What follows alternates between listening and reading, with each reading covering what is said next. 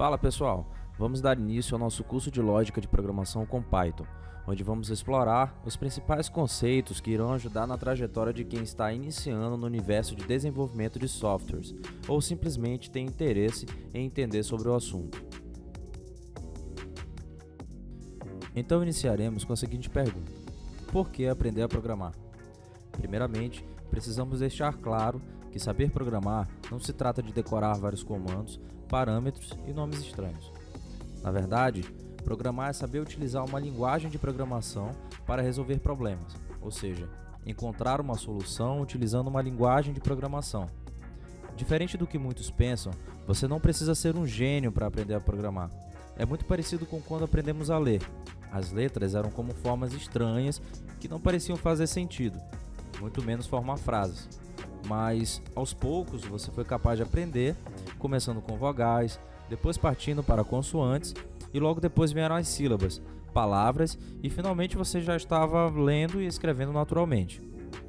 A programação, assim como o nosso idioma, é uma linguagem que pode ser lida por computadores. E você não precisa ser nenhum gênio para aprender, da mesma forma que não precisou ser um gênio para aprender a escrever. Steve Jobs, fundador da Apple, dizia que todos deveriam aprender a programar um computador, porque isso ensina a pensar. Seja na indústria, agricultura, saúde ou em qualquer segmento que você queira trabalhar, a tecnologia estará por lá. Além do mais, se você tiver uma ideia de um novo negócio e souber programar, poderá colocar em prática com mais facilidade. A escolha de Python como primeira linguagem de programação é muito interessante devido à sua clareza. Embora seja simples, é também uma linguagem muito poderosa e pode ser usada para as mais diversas necessidades, como administrar sistemas ou mesmo para desenvolver grandes projetos. Por ir direto ao ponto, é visto como uma linguagem clara e objetiva, sem rodeios. Python também possui a vantagem de ser um software livre, o que significa que pode ser utilizada gratuitamente. Devemos isso ao trabalho da Python Foundation e de inúmeros colaboradores.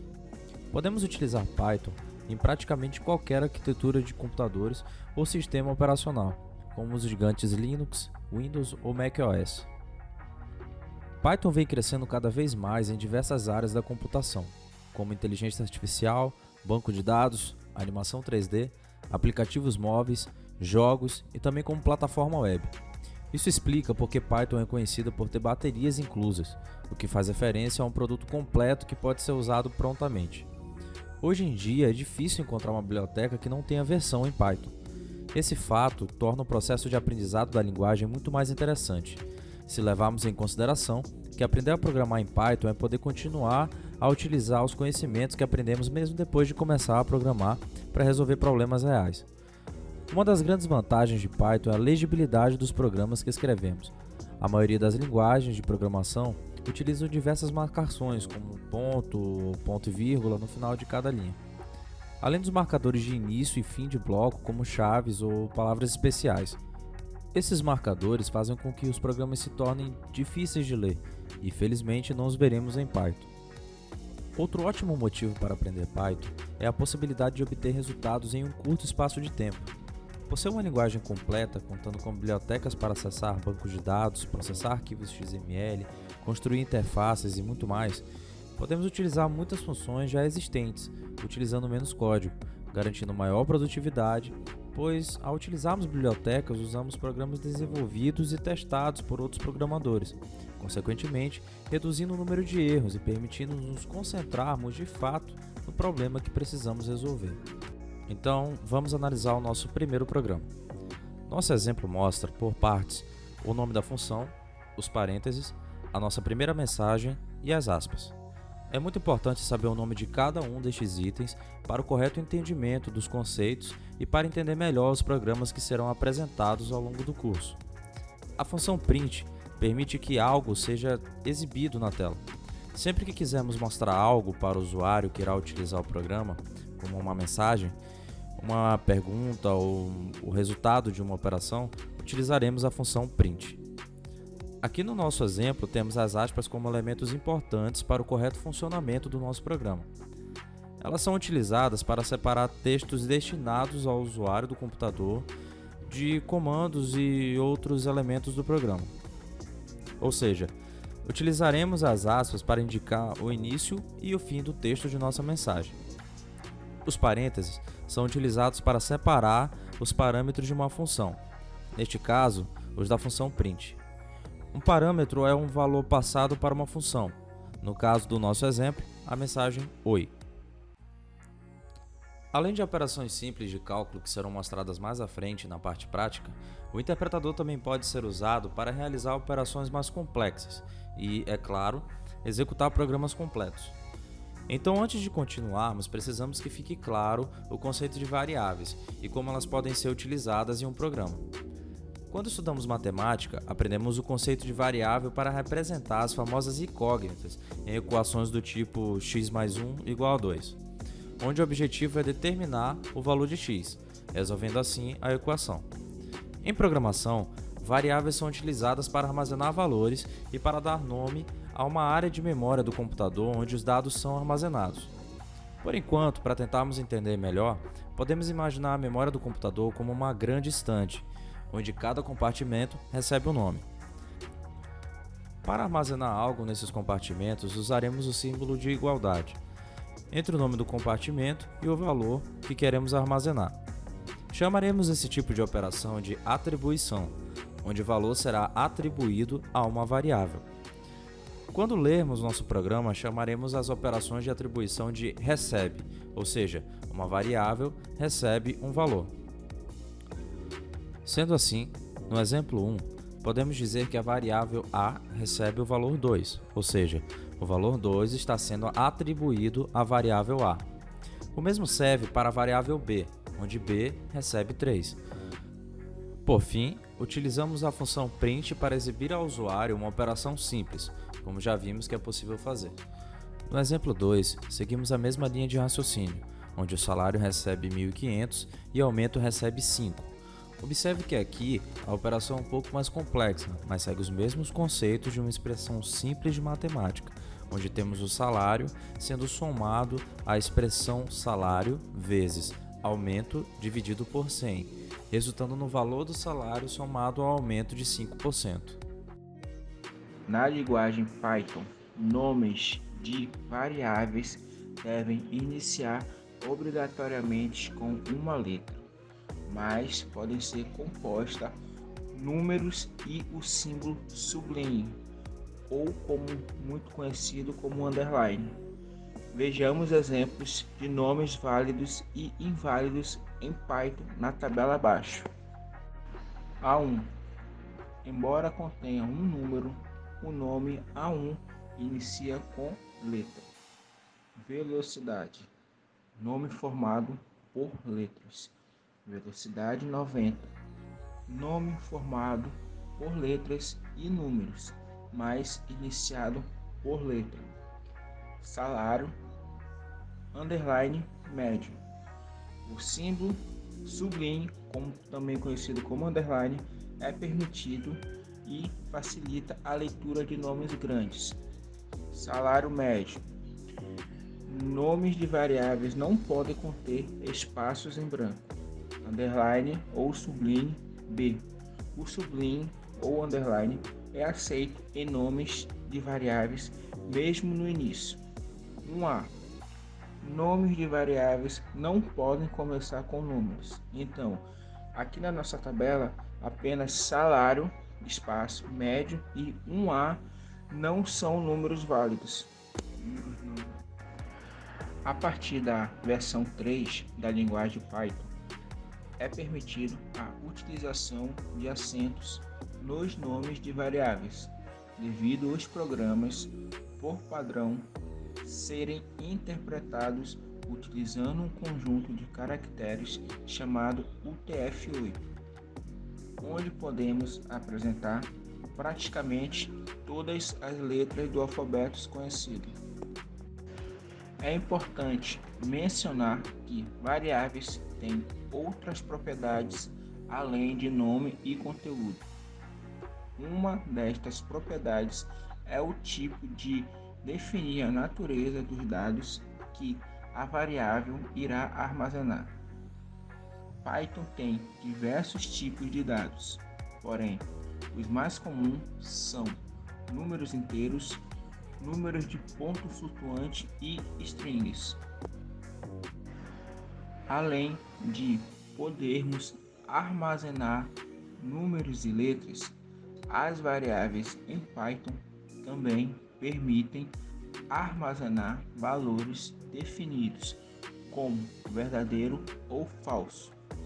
Dizemos que essas variáveis são do tipo lógico. Veremos mais sobre esse tipo de variáveis em outro momento. Dizemos que uma variável é numérica quando armazena números inteiros ou de ponto flutuante. Os números inteiros são aqueles sem parte decimal, como 1, 0, menos 5, 550, menos 47, 30.000.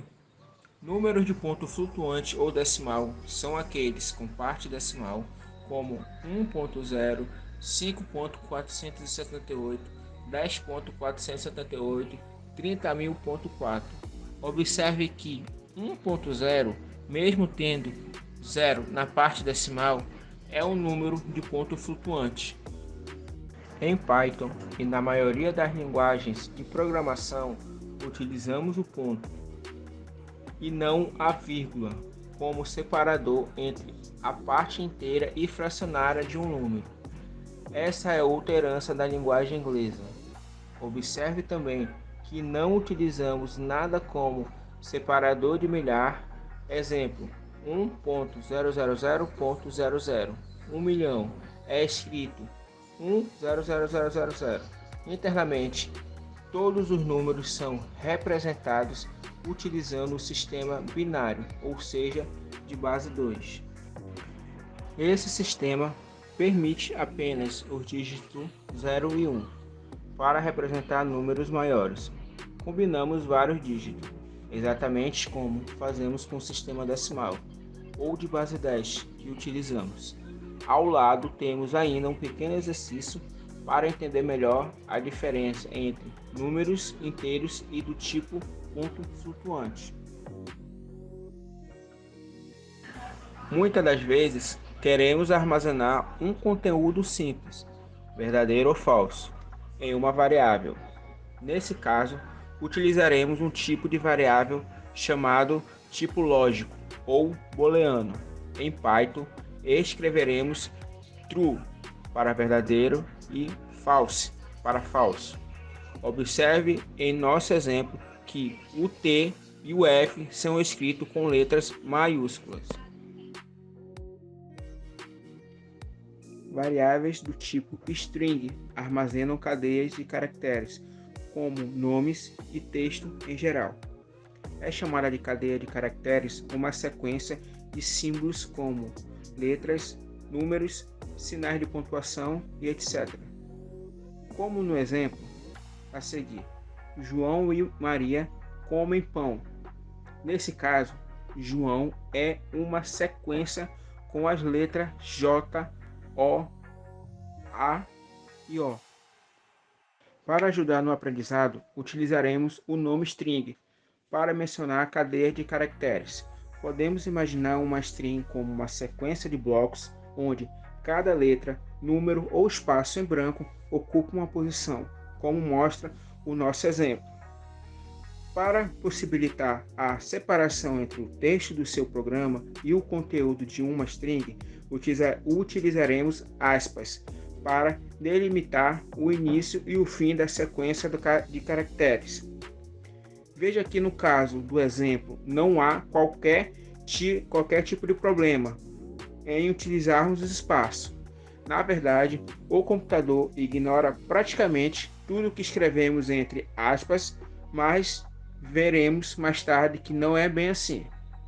As variáveis do tipo strings são utilizadas para armazenar sequência de caracteres, normalmente utilizadas em textos ou mensagens.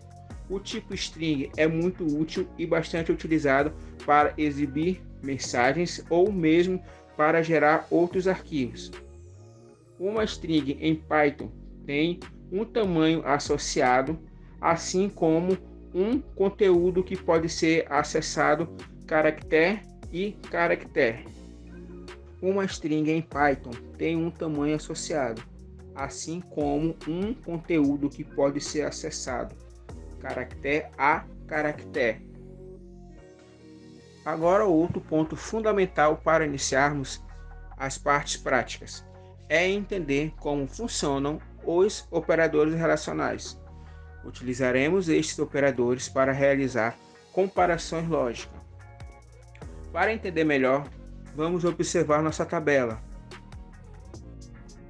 Estes operadores são utilizados como, na matemática básica, devemos dar uma atenção especial aos operadores maior ou igual e menor ou igual. O resultado desses operadores é realmente maior ou igual e menor ou igual, ou seja, maior ou igual a 5 é verdadeiro, assim como menor ou igual a 5. O resultado de uma comparação é um valor do típico lógico, ou seja, true, que é verdadeiro, ou false, que é falso. Como regra geral, vamos utilizar o verbo avaliar para indicar a resolução de uma expressão.